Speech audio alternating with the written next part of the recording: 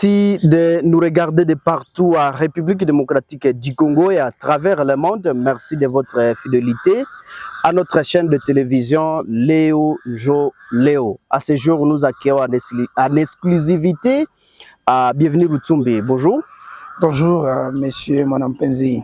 Vous êtes député provincial élu de la province du Nord Kivu et circonscription électorale de Butembo. Dites-nous, 2 ans après, qu'une dizaine de civils étaient tués lors des journées villes mortes anti-MONUSCO, comment vous analysez ce 2 ans et alors que la MONUSCO reste toujours en République démocratique du Congo?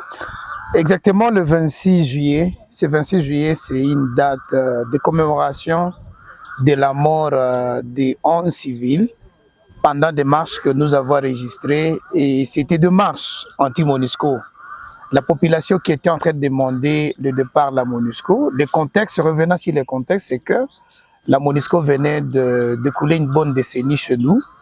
Elle est venue pour contribuer à la pacification de la zone et la stabilisation de la situation sécuritaire en appui au service de sécurité de la République. Et curieusement, après toutes ces années, il s'est révélé que la population, qui est le souverain primaire, a constaté que la MONUSCO n'avait pas un effort considérable à porter dans le cadre de la pacification de la zone qui est meurtrie, Butembo, disons le Grand Nord. Et c'est dans ce contexte qu'une série de marches anti-MONUSCO a été déclenchée. Nous nous souvenons qu'un certain 26 juillet 2022, la population s'est réveillée, elle a inondé les rues, ils ont envahi les Bel Air, une des cellules du quartier Kambali, à commune de Boulamba. Et là, ils étaient au pourtour du quartier général de la MONUSCO, avant qu'ils s'observent des dérapages. Les services de sécurité, pour ce jour-là, je me souviens, ont indiqué qu'on sait de la population, il y en a eu qui aura vu des armes à des policiers et qui ont commencé à attaquer la MONUSCO. La MONUSCO a répliquant, il y a eu de pertes à vie humaine et jusqu'à aujourd'hui, on est encore loin de savoir qui avait tué 11 civils le 26 juillet. Et pratiquement, on a fini avec ces dégâts de 11 civils, parmi lesquels 5 mariés qui ont laissé 5 veuves et 20 orphelins qui sont bien identifiés. Nous avons personnellement demandé que des enquêtes soient menées. À date du 8 avril dernier, nous avons saisi, lorsque nous sommes devenus députés provinciaux, nous avons saisi l'autorité supérieure près la cour militaire à province Nord Kivu à Goma, et pour lui demander des enquêtes indépendantes. Parce que jusqu'à aujourd'hui, on est encore loin d'établir les responsabilités de savoir à qui remettre la charge de toutes ces tueries de nos civils et qui va indemniser les 11 personnes que nous avons perdues ce jour-là. Nous avons même demandé, à date du 30 mars, une insistance au gouverneur militaire de la province de cette année 2024, parce que ce jour-là, vous allez noter, le 29 mars 2024, un autre jeune s'est adjoint, une autre victime s'est adjointe à ces 11, le jeune Jimmy Mwema, qui a été tué encore sous une altercation entre population et MONUSCO. Un convoi de la MONUSCO qui quittait Lubero, qui devait prendre Beni, s'est égaré vers Nourou.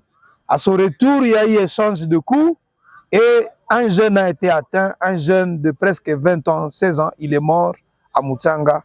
C'est une autre victime. On est donc aujourd'hui à 12 victimes sans enquête. Et nous continuons à demander que des enquêtes soient menées, mais aussi qu'on soit en mesure d'assister toutes ces personnes rescapées, les veufs et orphelins qui sont en train de souffrir aujourd'hui après la mort de ceux qui nous ont quittés. Parce que c'était pour la plupart des taximans et qui prennent à charge leur famille. Et donc pour nous, c'est une désolation de réaliser que nous allons fêter 2 ans, se souvenir de ces 2 ans. Nous allons commémorer 2 ans alors qu'il n'y a pas encore justice. Ceci indique qu'il y a encore beaucoup à faire dans ce sens, parce que ces populations-là, ces victimes-là continuent à réclamer justice pour ce qui est de la mort de ces gens que nous avons perdus. Oui, bienvenue à Lutumbi. La population réclamait et continue toujours à réclamer le départ de ces contingents de la MONUSCO, mais à 20. Et la MONUSCO existe. Et alors qu'on réclamait leur départ, c'est suite à la situation sécuritaire et qui, en tout cas, qui continue vraiment sa grandeur donc à République démocratique du Congo. Pourquoi vous continuez toujours à réclamer le départ de ces contingents de la MONUSCO? Je pense que la demande de départ de la MONUSCO n'est pas mienne. C'est une demande collective de toute la communauté, de laquelle communauté je fais membre. Et donc, ce que la population est en train de demander, c'est ce que nous tous nous demandons. On a appelé, on a invité la MONUSCO chez nous pour qu'elle vienne appuyer les services de sécurité. Et le but était de restaurer la sécurité. Malheureusement, cela n'est pas fait. Et donc, au vu des résultats que nous avons, après toutes ces années que nous avons écoulées, avec ces forces bien armées, dans notre contexte, nous avons témoigné plusieurs cas d'assistance, d'attaques rebelles menées par les ADEF, où on avait besoin des armes lourdes que la MONUSCO garde, mais des armes qui ne sortaient pas lorsqu'on en avait besoin. C'est vrai, ils ne sont pas les premiers répondants pour ce qui est la sécurité chez nous. Nous avons nos services qui doivent venir en premier. Mais bon, au vu des résultats qu'il y a, je pense que la demande de la population, la MONUSCO, quitter le sol congolais, reste valable. Et nous devons continuer à demander aux décideurs, parce que nous le savons, c'est le gouvernement qui a détient les grandes décisions. Et heureusement, notre pays est en train de déclencher le départ de ces forces onusiennes. On l'a constaté du côté du Sud Kivu, des signatures de documents pour les retraits. Chez nous, c'était les retraits progressifs qui ont été annoncés. Je pense que c'est ce que la population demande et il faut se soumettre à cette demande de la population. Et insister que ce n'est pas en fait la priorité, le départ de la MONUSCO. La priorité pour la population, c'est de voir la sécurité rétablie. La MONUSCO, elle est visée parce que tout le temps qu'elle a passé chez nous n'a pas montré, prouvé de quoi elle a été utile dans cette lutte qui est en train d'être menée. Je pense que les gros, c'est continuer à demander que la sécurité soit rétablie, que les populations continuent à vaquer à leurs activités, que l'on accède aux champs et à d'autres, et que la MONUSCO soit en train de se retirer du territoire national, comme c'est la demande du souverain primaire qui est la population.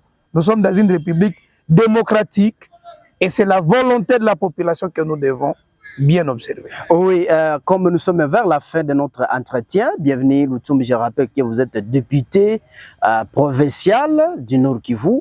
Qu'est-ce que serait à la base de la progression des terroristes du M23 du côté sud de Lubero, mais également les terroristes d'Aldef du côté Lubero, à passer par Mangouré-Jipa? Je pense que là, nous parlons sécurité, nous parlons guerre, et parler guerre, ce n'est pas facile aujourd'hui d'établir directement les facteurs qui priment à cette avancée de rebelles. Mais pour ce qui est du côté de l'ADEF, personnellement, c'est mon avis personnel, je reste convaincu que l'ADEF n'est pas en train de progresser, mais parce qu'elle a quitté une zone, elle a quitté la vallée de Moualika, la grande partie de Irungu et une autre bonne partie, les Rift Valley, vers la partie qui vient vers le territoire de Lubero. Ici, je ne parlerai pas d'une progression, sauf que je sais que nous devons atténuer les choses, et atténuer, ça signifie pour moi que l'armée nous aide. L'armée ougandaise a servi à quelque chose dans ces opérations conjointes qui ont été organisées, FARDC, UPDF, et ils ont su aider, en connivence avec les FARDC, du côté du Graben. Il fallait à mon tour, moi je pense, qu'on contienne la menace de l'autre côté de Lubero pour qu'on étouffe, qu'on neutralise l'ADEF. Pour ce qui est du M23, je reste confiant qu'avec les efforts qui sont en train d'être déployés par le gouvernement, la population qui est en train de s'approprier cette lutte, que les choses peuvent bien évoluer. Mais je sais que les M23 ont profité de la naïveté de certaines personnes qui traversent une crise financière qui soit normale, qui soit liée à la situation de la guerre, mais aussi la naïveté de certains assoiffés de pouvoir qui estiment qu'avec l'avancée du M23, ils peuvent espérer à un pouvoir. Et je suis en train d'appeler tout le monde à pouvoir aider, parce que le rebelle reste rebelle et nous devons tous les contraindre à l'échec.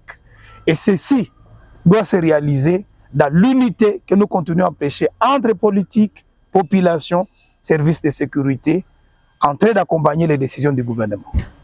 Bienvenue, Lutsumbi, avez-vous un dernier mot et à la population de Butembo et partout et à l'Est en général? C'est réitérer mes condoléances à toutes les familles des victimes de la journée du 26 juillet. Et encore une fois de plus, rappeler au gouvernement provincial la nécessité de répondre à nos demandes. J'ai plusieurs lettres que j'ai déposées au bureau, au cabinet du gouverneur. Je pense que si on y répondait, on va remettre dans leur droit toutes ces personnes qui sont restées, mais aussi que la justice s'empresse à mener des enquêtes pour nous permettre que les gens qui ont été tués le 26 juillet 2022, finalement que la justice soit dite et que l'on sache qui va réparer tous les préjudices qui ont été causés ce jour-là. Bienvenue, Lutsumbi, sincèrement, merci. Je vous appelle. Si c'est la première fois de nous suivre, chers internautes, ne manquez pas de vous abonner, aimer et partager la vidéo. Au revoir.